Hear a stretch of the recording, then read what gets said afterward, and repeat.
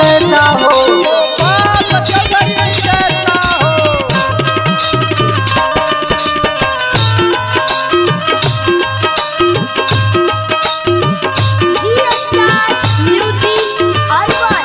पालीगंज के रतनवा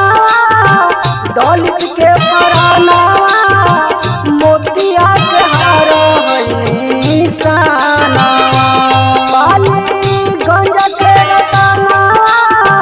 दलित के परानवा मोतिया के हार निशानवा भैया गोपाल हथिन गरीब के ललानवा मिली जुली करी ध्यानवा भैया गोपाल हथिन गरीब के ललानवा मिली जुली करी ध्यानवा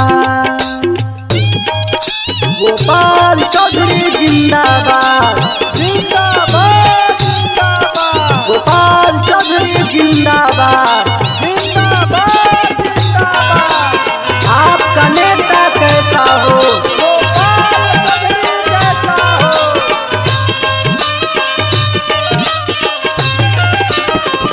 मजदूर किसान सुना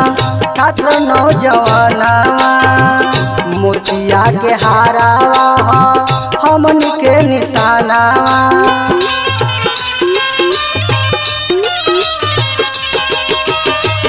गरीब मजदूर सुना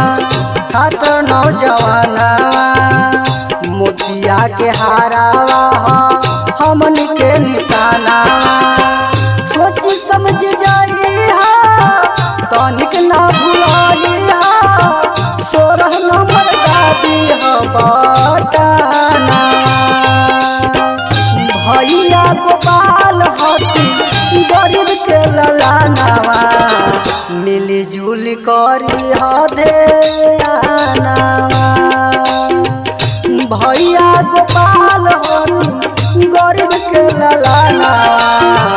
मिली जुली करी ध्यानवा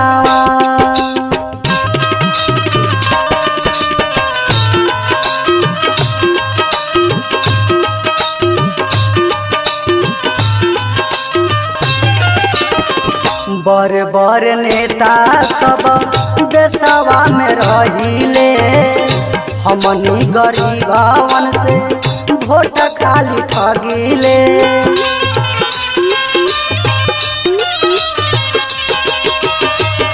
बड़े बड़े नेता सब देशवा में रहिले हमनी गरीबवन से वोट खाली ठगिले सोची समझ जाई तनिक ना भुलाई 16 नंबर दादी बटाना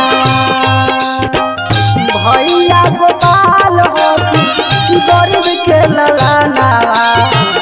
मिली जुली करी